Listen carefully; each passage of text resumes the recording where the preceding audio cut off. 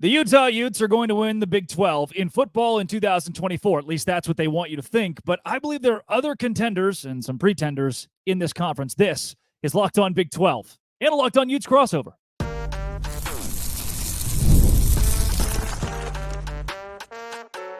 You are Locked On Big 12, your daily podcast on the Big 12 Conference. Part of the Locked On Podcast Network, your team every day. Happy Thursday, everybody. Welcome to a Locked On Big 12, Locked On Utes crossover. I'm Drake Toll from America's number one Big 12 podcast, Locked On Big 12. And that's JT Wistricll. A lot of consonants going on in that one. Thanks for making these shows your first listen every single day. JT, Utah is the odds-on favorite to win the Big 12. If you ask Joel Klatt, he would tell you that Utah is the number 6 team in the country and a first-round bye in the college football playoff this year. They are a contender in the Big 12. Let's talk pretenders, contenders, and almost a quasi-power ranking of teams in this league. If you are Utah, if you have been labeled a top dog by every major media outlet in the country, who are you scared of in this conference? I think there's a couple teams that jump out right away. If you're looking at the Oklahoma States of the world with all the talent that they return, like if I'm doing my power rankings, I have them at number 2 right now. I think Kansas State. Wait, who do you have at number 1? Tell about it. Who do you have at number 1? You know, I know everyone's gonna be shocked by this, but I do have to agree with Joel Klatt. I mean, Joel Klatt's a pretty smart guy, right? I can feel like if I'm agreeing with Joel Klatt, then I'm pretty smart. Yeah. So I, of course, have the University of Utah number 1. I think there's a lot of logical reasons to say that. Just like I feel like there's a case you can make for a few of these teams to be number 1. So Oklahoma State right behind it, number 2. I'll go Kansas State at 3. I like Johnson, and I'm a big Chris Klieman fan. I think he's done a great job there for a few years now. At first, I was a little worried about them losing Will Howard, just as someone who's coming into the conference. But the more you kind of dive in, you're like, oh no, they're gonna be fine. So right. That was good. Kansas, I think everything that they have going on down there, what Lance has been able to do, just turning that program around, has been impressive. And I know Daniel's health, fingers crossed there, but I can't be like, oh, they're going to struggle because of his health concerns. Be like, Cam Rising is going to be great this year coming off his injury. So I feel good about Kansas. And I know a lot of people are down on Arizona because of some of the talent they've lost, but I just remember watching Noah Fafita a few times, and I do think he's just pretty special. And if you have a good quarterback, as most of these teams we just mentioned do, I think that's the biggest difference. So those are the main 5 that I consider to be contenders. We can talk about some of the other teams in a second, but those are the group that I look at, and I'm like, if they won the conference over Utah, that wouldn't shock me. It's way too early to have a lot of these conversations because we don't know how the transfer portal is going to shake out in this second round. There are still guys committing across the country on the gridiron and on the court as this wild, and we'll get to that up for Utah's sake later on in the show. Yep. But there are additions that could come into an Arizona State, to a Baylor, to even a TCU, who people are overlooking, that could make those teams quasi-contenders in this league. But right now, I circle a Kansas, and Oklahoma State obviously is 2 that I have vying for Arlington at the end of the year. But with Utah, maybe the main thing that I like about the Utes is this damn schedule. I don't know who you sold your soul to, but your non-conference game against Baylor that's not a conference game, and this slate is just compared to some of the other teams in the league. Obviously, the Oklahoma State game being early on is not easy, but gosh dang it, man. There's a lot to like if you're a Utah fan. Missing Kansas and Kansas State is big for Utah. And I think they could there's a reason I have Utah above them, right? Like they could very well beat them. But especially if Utah had to go to those places, that's a tough game. Especially because I'm high on Utah. They haven't always fared great on the road in the Cam Rising era. They've won some good games on the road, but they've also lost against some good teams on the road too. So Utah definitely broke well for them, the schedule-wise. And I mean, you mentioned it. Like most teams would be like, oh, you're playing Baylor as a non-conference game. Like that's another Power 4 team. Like that's a tough game. But this is one of the years, this year and kind of last year, as Utah got up to, is a year you're okay seeing Baylor again. And, those were my main contenders. But, we got it in the title right there, pretenders too. So I will say before I move on to full pretenders, I know that it's popular to crap on Colorado right now. And trust me, I do not like a lot of the stuff that's going on there. But like I mentioned with quarterbacks earlier, I was really impressed with a lot of things I saw from Shedeur. I know we got to wait and see it. I just can't imagine that offensive line is going to be worse than they are last year. So I think they're a team that could still make things interesting. I don't think they're with the other 5. But if you're telling me they upset one of those teams to make things interesting, that wouldn't surprise me. And then real quick, UCF, Iowa State, and West Virginia are the other ones I look at just missing out. Some people may hear Texas Tech is not in there. I'm just not a believer yet. I think even coming in last year, I'd heard a lot of the hype around them, and then you go out and it was a really disappointing even the start to the season from there. So Texas Tech fans, you guys can come at me, prove me wrong right away. I would love to see it this fall, but them and along with most of the other teams in the Big 12 don't scare me, especially not the team down in Provo, just to make a few more BYU fans mad at me, because why not?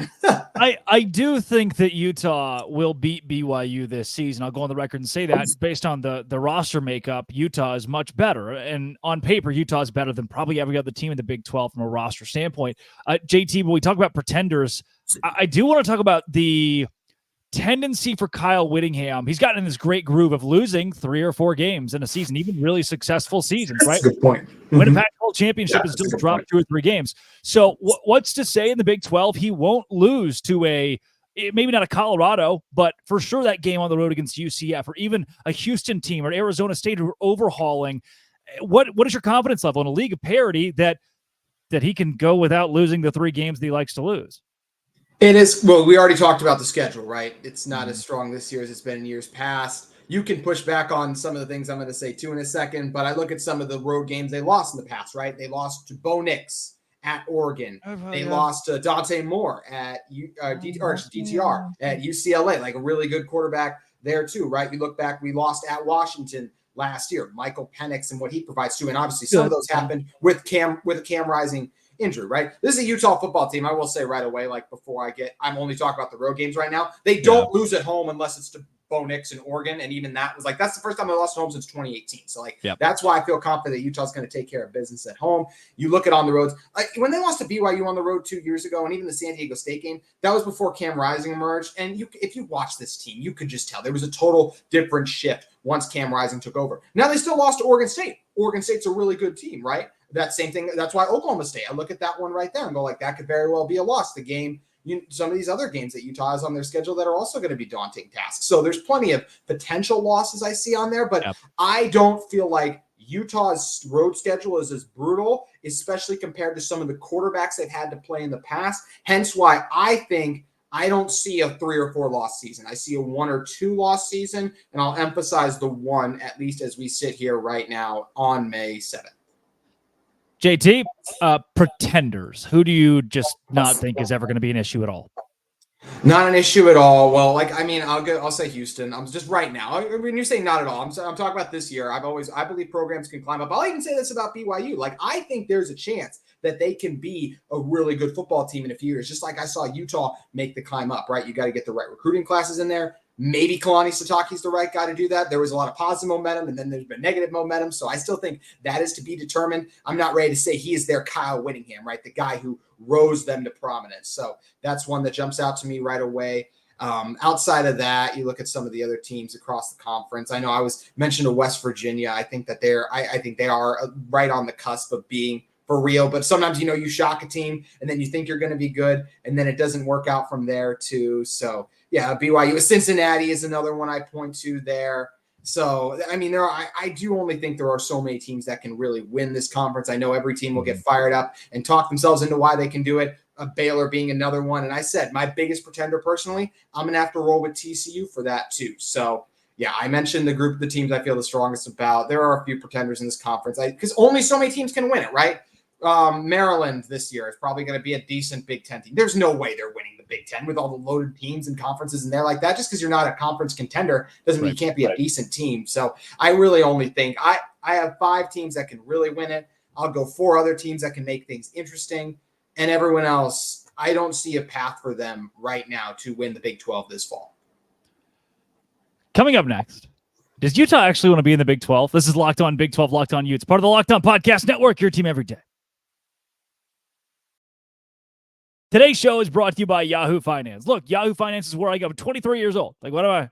They didn't teach me in school how to balance a checkbook. They didn't teach me in school how to do the numbers thing. So now I have an investment account with Charles Schwab and a 401k with Fidelity. What does that mean? I don't even really know. But Yahoo Finance helps me consolidate it, keep it in one place, and help me understand the best that I can. So straight to the point, if you want to grow your portfolio to deal with the rising cost of inflation, pay off your debt or your mortgage, pretty much anything standing in the way of your financial freedom, do it with Yahoo Finance. For more than 25 years, Yahoo Finance has been the brand behind every great investor. Whether you're a seasoned investor or looking to have the extra guidance, Yahoo Finance gives you the tools that you need. Go to yahoofinance.com, the number one financial destination, yahoofinance.com. That is yahoofinance.com.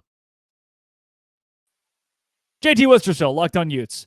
The rhetoric very early on with Utah joining the Big 12, and even because, I'll say it, crazy Uncle Kyle Whittingham, he says some things sometimes that are crazy, but so does Mike Gundy, right? I think they fall in a similar category. But what a lot of people got, the flavor they got, is that Utah doesn't want to be in the Big 12. They're not happy about being in this conference. I want to ask you a question that's twofold, two-pronged here. Why? Number one, why did people get that sense? And number two, is it true? I think people get the sense because a lot of fans online were like, oh, we've won back-to-back Pac-12 championships, or, oh, we're at the forefront of college football in terms of just those recent conference championships. I guess that's why. I just think there were a lot of people there who were unrealistic about what Utah was. And I'm someone who's high on Utah. I do think they're one of the better brands currently in college football from what they do on the field. They're not a brand as like a Miami or things of that nature. Utah was never going to get into the Big Ten or the SEC this go around. And especially the Big Ten, I think, is the one. It's like, well, the best Pac-12 teams are going over there. So it feels like since we're not with them, we had to go somewhere else. Like, I want to be there. So I think some of the fans were disappointed in that aspect, I guess. And in a sense, I can get that in some ways, right? Just because obviously you're talking about which two conferences are in the strongest position to be at the continued forefront of college football. It is the Big Ten, the SEC at the moment. But I hate to interject too, but again, I get that there's a Pac-12 allegiance. There's part of that the Pac-12 is the conference that took the chance on Utah to make them a power conference school, right? So that going away is not good. They want to go to the Big Ten, and there were murmurs of Utah to the Big Ten.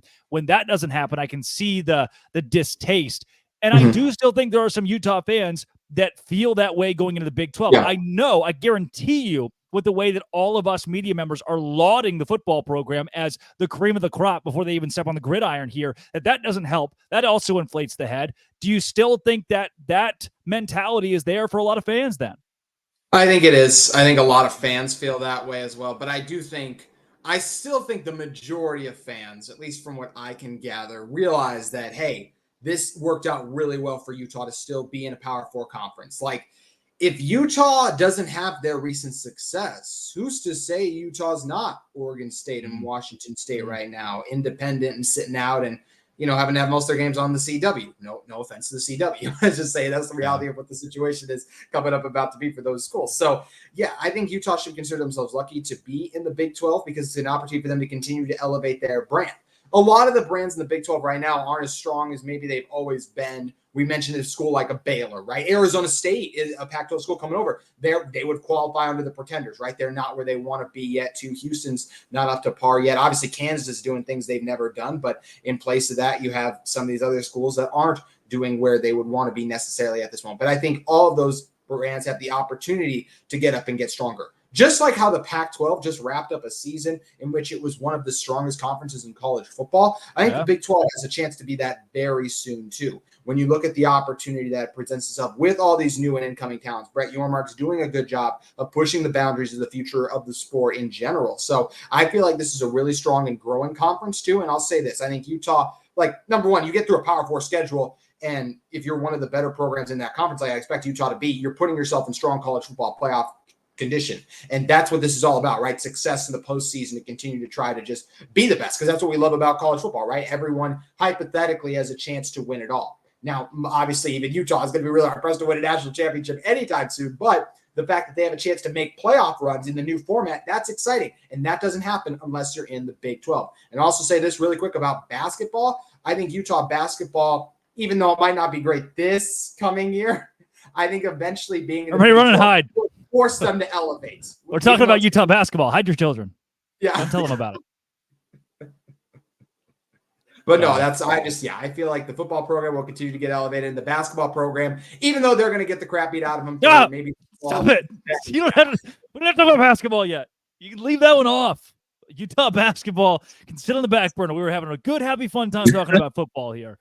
JT, before we get to the portal and basketball and what's left of the Utah program, this this idea that Utah could have gone to the Big Ten was one that I subscribed to. I thought originally that would be the case. I thought Utah would be a Big Ten team. Had that happened, I don't think Utah has any shot at the college football playoff. I think it gets a lot tougher in that realm, especially if you get, hey, now we play Oregon, Washington, Penn State, Michigan. If that's your gauntlet, things get real tough real fast.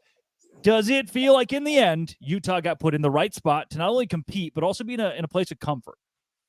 I think you're right. I think they did. I think that's a great point you make, because if those teams are on your schedule, Utah has gotten up to another level, but they're not at the level yet where I'm like, oh yeah, I already mentioned the big road games they've lost to. That's why we think they can have success in the Big 12, is they'll avoid a lot of those teams. Utah is really good. It takes a special team to be able to go into Ohio State and win. And even that, that's almost an unrealistic one, right? But even winning when Ohio State comes to you, beating Oregon year in and year out, right? Oregon's beaten Utah the last 2 years. Utah can beat Oregon. They beat them in the Pac-12 championship not too long ago, but beating them year in and year out, right? Washington, UCLA is about to go through it with everything that's happened there. There's someone where I could see that program kind of like how Nebraska, when they entered the Big Ten, right? Like they're just nowhere what they used to be. And UCLA hasn't been what it's been for a long time now, but I think that is a great point you make, Drake. And Utah is set up for success in the Big 12, even post-Cam Rising, right? They'll fall off a year, but they could come right back. And who knows, maybe they're a team that's year in and year out can be a contender in the Big 12. I think the potential is there depending on how they navigate the transfer portal. But in the Big 10, it would literally just be like, man, we're a really good team. And maybe that's where I go back to talking about Maryland, right? Because you ain't beating the top dogs. You're not going to beat the Michigans and some of those other schools, the USC and all of those things. So that's where I think it could get messy for Utah. And if they want to succeed right now, which obviously they do, the best place for them to be this fall is the Big 12. Utah basketball is on fire, and the football team also lost a couple transfers. What's going on there in Salt Lake City? This is Locked On Big 12, Locked On Utes crossover. Today's show is brought to you by FanDuel. Look, FanDuel is where I go to say Mystic Dan is going to win the Kentucky Derby. And guess what? He does it. And when he does it, my $20 turns into $300. Why did I bet on Mystic Dan? Because he's got a really cool name. So I said, Mystic Dan. His odds are kind of bad, so if he wins, I win a lot of money. And he did. It's winner take all time in the NBA and NHL as well, and FanDuel is giving you a shot to bring home a big win of your own. Right now, new customers get $150 in bonus bets with any winning $5 bet. That's $150 to bet on spreads, money lines, player props, and more. Visit FanDuel.com/lockedon to make every playoff shot count. FanDuel is America's #1 sportsbook. FanDuel.com/lockedon today for a chance at that $150 in free play at FanDuel.com. JT Wistricll of Locked On Utes. From the outside perspective, it seems like Utah basketball is on fire. The football team also lost a couple of head-scratching transfers. Let's start on the gridiron. That's the most important. Yes. Coming up with Utah and the transfer portal. Do you feel as though those who exited were a version of positive attrition? As that number got close to kind of 10, you lost a couple guys in conference to Arizona, and there was the A&M kid. Why are these guys jumping ship? And is it a bad thing, or are those dudes that you really aren't going to miss? You're not going to miss them because they want to play, and that's completely understandable. There is one that Utah might potentially miss. Coley, the team's starting center from last year, entered the portal, now at Texas A&M. This is not inside information. I have a hard time believing that Utah just didn't get outbid in that situation, but I'll also say this about Coley. Johnny Maea, who was going to be Utah's starting center last fall, got hurt, and then that was what allowed Coley to start. I believe Wait a second. A Utah starter got hurt last year? Yeah, exactly. I believe if Coley had stayed, Maea beat him out before. I think he would have beat him out again. So I actually think it worked out well for Coley too. But let's say Maea doesn't get back to full health. That's the one position that could potentially hurt Utah. It's nice to have Jaron Kump, a guy who started games for you, even though his starts at center didn't go great. But if that's your backup, still a guy who started games, I feel decent about the center position. Literally everywhere else, it's like Chase Kennedy left, and so did Vaughn after coming over from UTEP. Those are two defensive ends, right? The defensive line is absolutely loaded for Utah with tons of returning contributors. And you just added a transfer in Paul Fitzgerald anyways. Damon Alford's coming over, wide receiver if you lost Sidney and Bannister. And Bannister was never really going to play much this fall anyways. Alford's a guy over 600 yards, average 19 yards per catch. coming over from Syracuse. I think he's a legit guy too. Even just added a backup quarterback. Like, I felt good about where Utah's quarterback stood, but now they added Sam Heward, who, no, it's not Brock Heward's son, it's Brock Heward's brother's son, who Brock Heward's brother, Damon, also played in the NFL too. So either way, some good backup pedigree there if Wilson and Rose don't pan out. I feel really good about where Utah's at. I think they did a great job at the transfer portal early in the spring and then post-spring ball. Everyone that's left wants playing time. Coley is the only one you can make an argument for upgraded, but if we're talking about on-the-field success over the last few years, there's no way you can tell me Texas A&M has been better than Utah as of recently. Nope. If you want to win, you stay at Utah rather than going to Texas A&M. But if you want to get paid and play, A&M's not a bad spot to go if you're a guy who would likely lose his starting job. Let's go into, I'll say dumpster fire, man. I thought aren't we out of time? Aren't we out of time? I think Utah basketball used to exist. Here's what I love about Caleb Lohner going to Utah is I don't have to watch him kick the ball off of his shin and into the stands anymore on the basketball floor for the Baylor Bears. Now I get to watch him. I can only imagine he's going to fumble the ball like 7 times for Utah. I don't even know if he's going to play that much in football. He's going to play. The tight end room's fantastic. Right. He doesn't play football. I don't know what he's doing. Instead, I love the graphic you posted that was like, you know what? I might explore the opportunity of playing basketball as well. If I am anyone in the Salt Lake City area, I am burning. I'm just like, please play basketball. I'm saying that to anyone, much less Caleb Lohner. What is going on? And I know that a couple of transfers have come in. This conversation would have been much more dour maybe 4 days ago. What is going on with Utah basketball? And does it still exist, or have they folded the program? It still exists. As right now we're recording this, it should be a rough first year for them in the Big 12, which really sucks for Craig Smith. I think Craig Smith is a good basketball coach. That's good. But clearly, I'll say this. Obviously, the recruiting hasn't always been there. Now, the Davon Smith thing worked out. I can go through a ton of misses as well, too. And as much as I like Coach Smith, Utah's really struggled on the road in big games. Now, I still think they just missed out on the NCAA tournament. They were one of the last 12 teams in whatever you want to slate, like to miss out one of the last 12 teams. Right. So I think all the talk, they have to fire him now. I think that is ridiculous. I think he deserves a chance. But it's hard for me to believe when you just lost Brandon Carlson, Davon Smith, who led the Pac-12 in triple-doubles, set a record as well for Pac-12 era in triple-doubles. And you even lose a guy like Keba Keita in the 11th hour. And you see an assistant coach leave who you brought over from BYU, been here for the past few years, and now he's jumping ship back to BYU. It's not good. They've added a couple of guys. None of them are going to move the needle. Some of you Big 12 fans will be familiar with Mason Madsen, is Gabe Madsen's twin brother, but he only averaged 8 a game. It's not like he's coming in and going to take over the world in Salt Lake. Even Miro Little, right? He's a former Baylor guard. He only averaged 1 point a game. Now, I will say, former 4-star potential is there, but there's going to be a lot of pressure on him and a lot of these other, even Keller from Wake Forest, right? He averaged 1 point a game too. Dawes is coming over from Rice.